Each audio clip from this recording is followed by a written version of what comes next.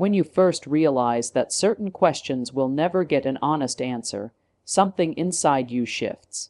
It's not just about the other person, it's about the way you begin to see the entire dynamic between people, the layers of truth, and the masks we wear. You may think honesty is a universal value, something everyone cherishes, but the reality is far more complex.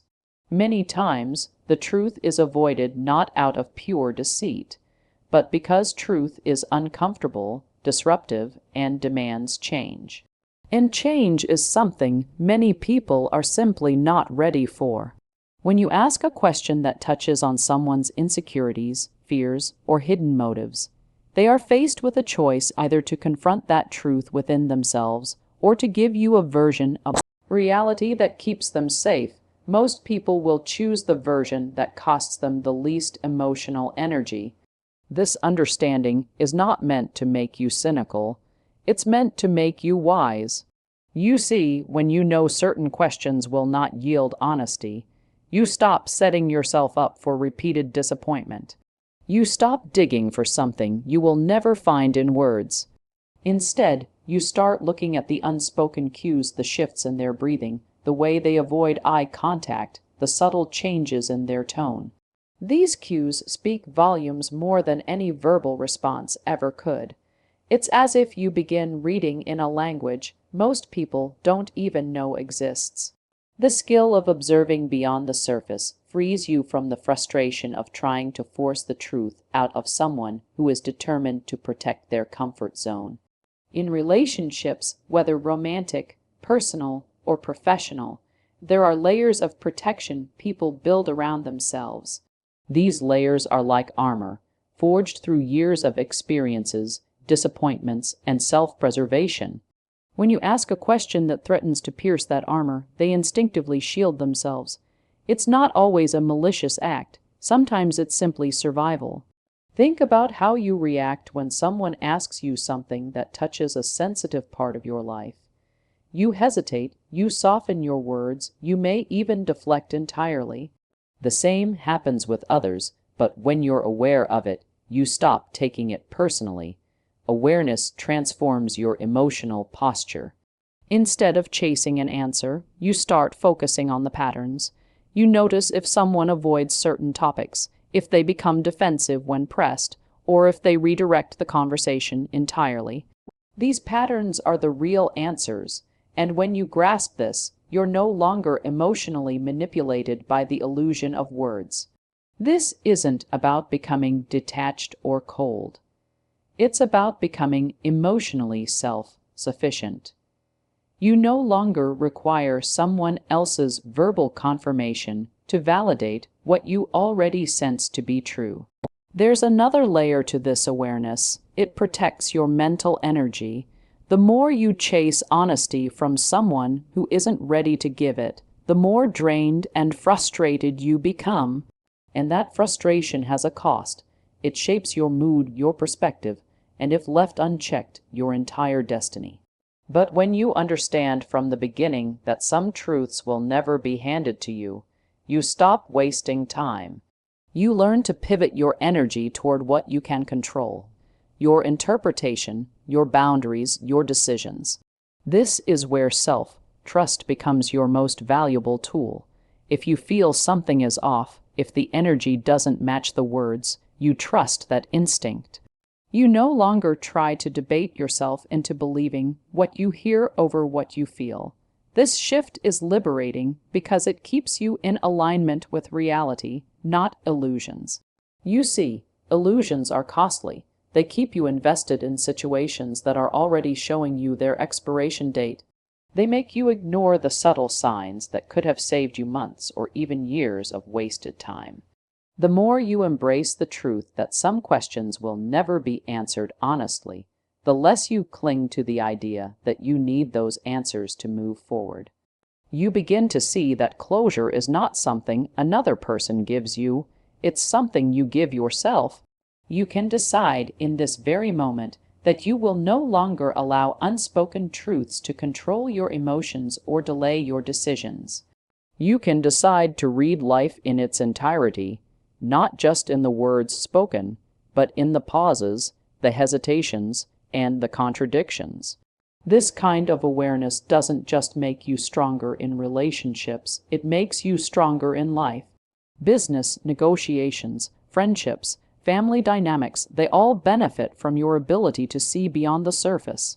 You become a person who is grounded in reality, impossible to manipulate, and unshakable when faced with half-truths or outright lies.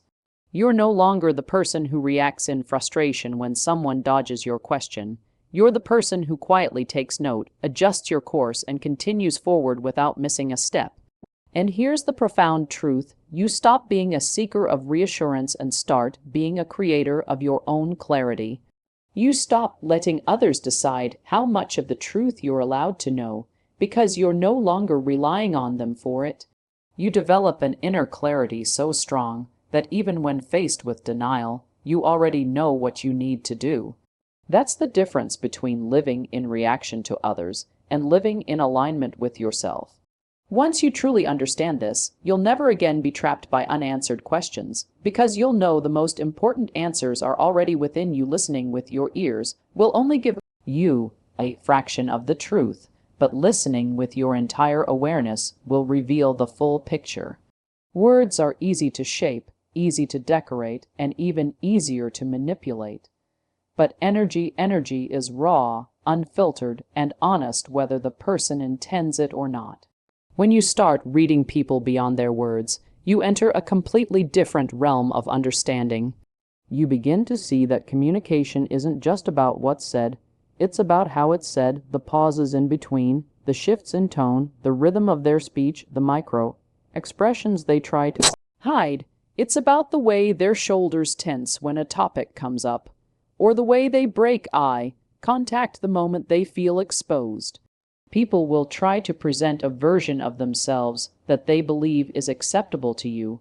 They'll craft sentences to protect their image, to avoid confrontation, or to sidestep discomfort. But no matter how carefully they choose their words, the truth still leaks through in their energy.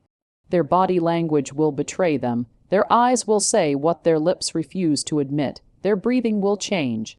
Even their choice of words can subtly shift when they're trying to hide something. They may become overly vague, over-explain, or repeat themselves unnecessarily. When you start training yourself to notice these details, your perspective changes. You're no longer hanging on to every syllable, hoping it will give you clarity. Instead, you're observing the bigger picture. You might notice how someone smiles while giving an answer, but the smile doesn't reach their eyes. You might hear a laugh that sounds forced, just a little too quick, just a little too high-pitched. You might see them fidget with their hands or cross their arms tightly when a subject gets close to something they'd rather not discuss. All these are signals, and when you learn to read them, you're no longer dependent on the literal meaning of their words.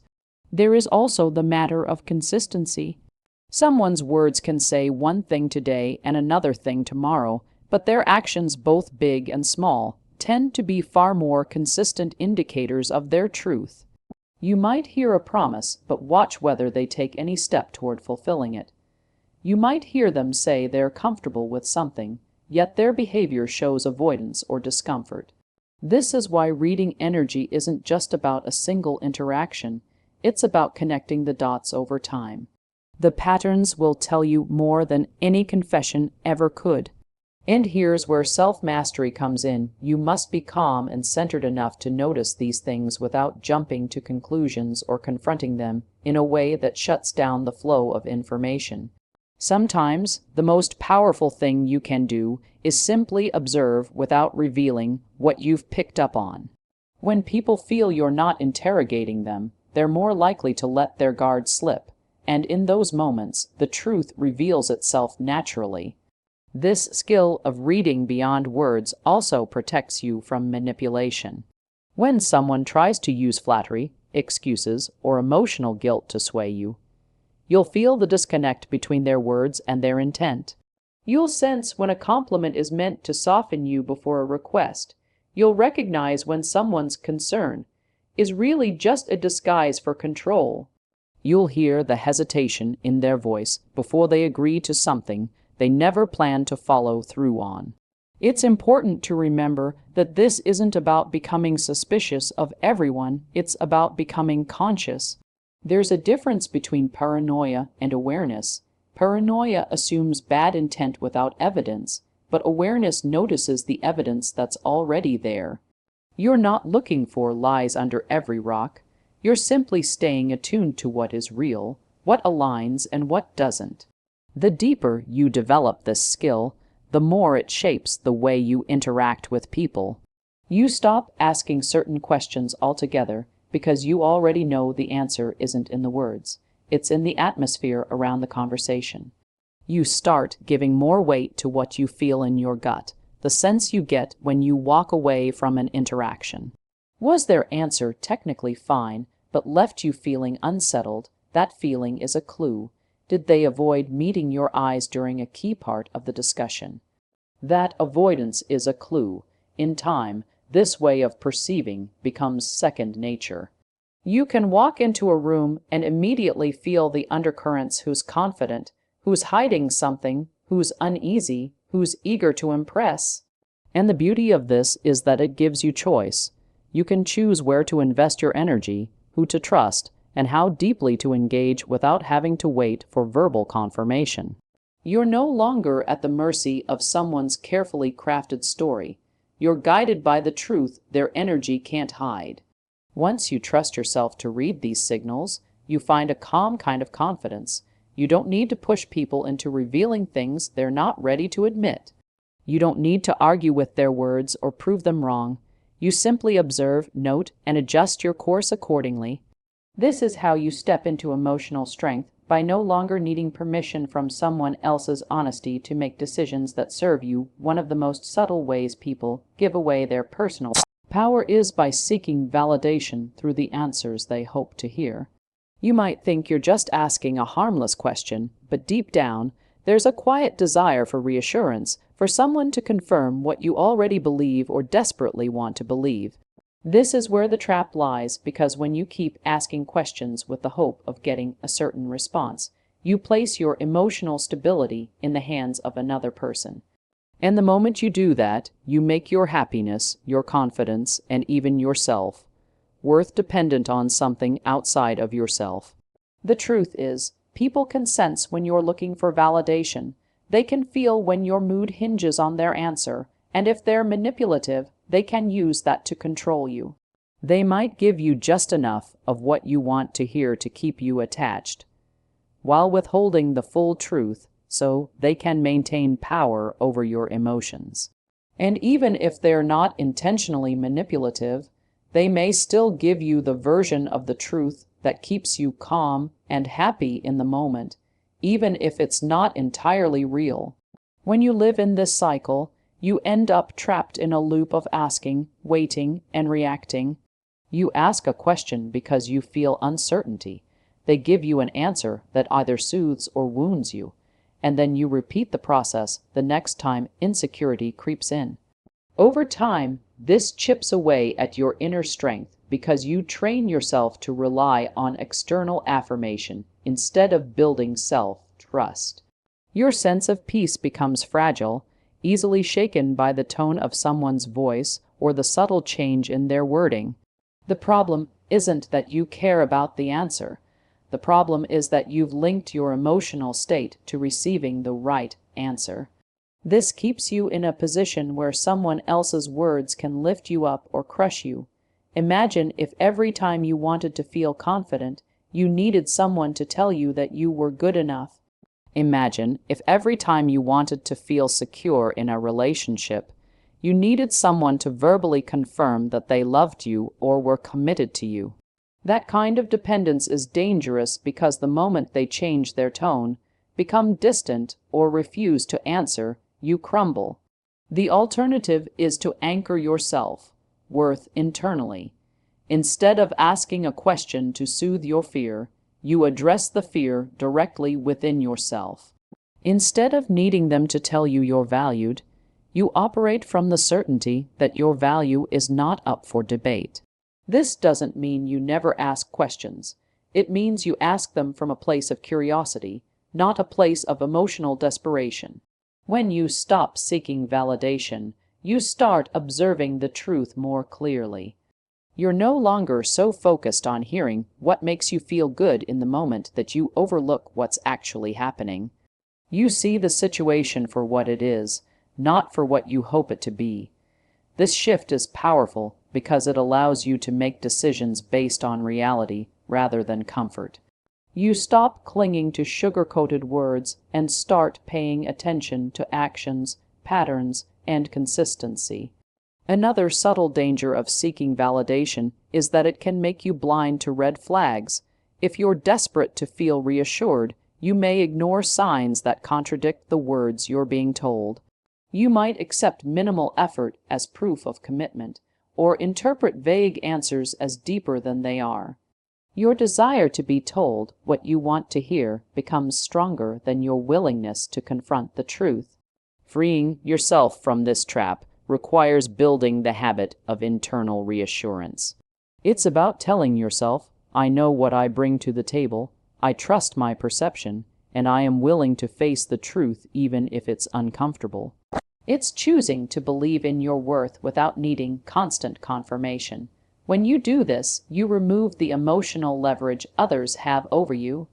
You stop being the person who waits anxiously for a reply to feel secure, and you become the person who can feel secure without the reply ever coming. It's also important to understand that validation seeking often stems from fear, fear of rejection, fear of abandonment, fear of being wrong about someone. By addressing these fears directly, you reduce their control over you, instead of trying to manage them by getting someone else to say the right thing. You dismantle them by building inner certainty. You train yourself to be okay with not knowing every answer because you trust yourself to handle whatever truth eventually reveals itself. When you break free from the need for constant reassurance, you gain a quiet kind of freedom. You can listen to someone's answer without attaching your happiness to it. You can hear something you don't like without spiraling into self-doubt. You can walk away from a conversation knowing you're still whole, still valuable, still enough, regardless of what was said or left unsaid. That is the strength that comes from no longer needing validation to feel steady inside. Negative emotions are not just passing moods, they are seeds, and if you allow them to stay in your mind long enough, they take root, grow, and begin to shape the way you see yourself, others, and the world. Every moment you let anger, resentment, jealousy, or fear linger unchecked, you are giving them permission to influence your thoughts, your decisions, and ultimately your destiny. The danger is that these emotions don't just exist in isolation, they multiply. One negative thought leads to another, and before you know it, you're replaying conversations in your head, building stories about people's intentions, and convincing yourself of scenarios that may not even be true. The problem isn't that you feel negative emotions, they are part of being human. The problem is when you let them settle in like unwanted house guests and make themselves comfortable. Left unattended, they start shaping your identity. You go from feeling hurt in a moment to calling yourself the kind of person who always gets hurt. You go from being angry about one situation to seeing the world through the lens of anger. You begin to expect betrayal, rejection, or disappointment because you've been carrying those feelings long enough for them to feel like the norm. The first step to stopping this process is awareness. You have to catch the emotion before it becomes your mindset. That means paying attention to how you feel in real time, not hours or days later when the damage is done. When you notice yourself replaying a hurtful comment or imagining how you should have responded, that's the moment to intervene.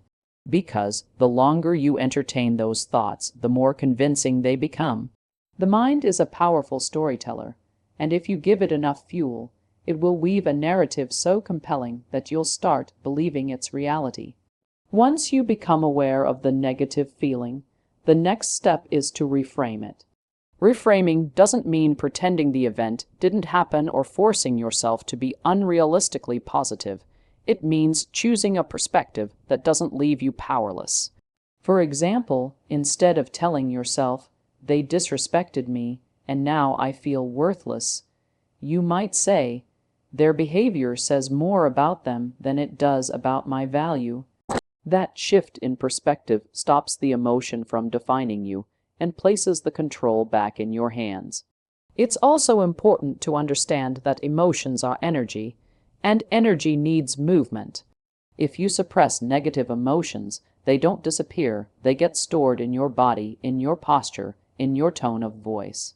They show up as tension in your shoulders, a clenched jaw, or an uneasy feeling in your stomach. To truly overcome them, you have to release them. This could mean speaking them out loud to a trusted friend, writing them down, exercising, or even just taking deep, intentional breaths until the emotional charge begins to fade. The release is essential because otherwise the emotion just stays within you, waiting for the next trigger to bring it back up. One of the most destructive things about holding on to negative feelings is that they quietly influence your decisions without you realizing it. If you carry resentment, you may hesitate to trust someone who genuinely has good intentions.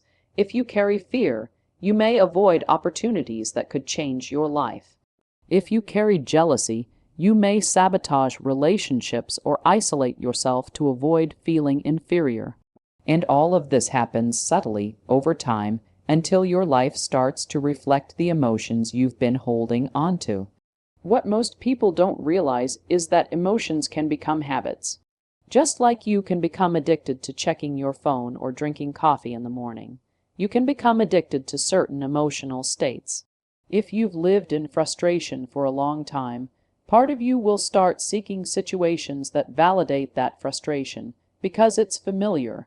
If you've been in a state of mistrust, you will subconsciously look for signs of betrayal, even in people who have done nothing wrong. This is why you must consciously choose to disrupt these emotional patterns before they solidify into your identity. Breaking free from this cycle means you have to decide, over and over again, that your peace is worth protecting more than your need to dwell on what happened. It means you choose not to feed the emotion with constant mental replay. It means you redirect your focus towards solutions, gratitude, or lessons learned, even when the pull to sink deeper into negativity is strong.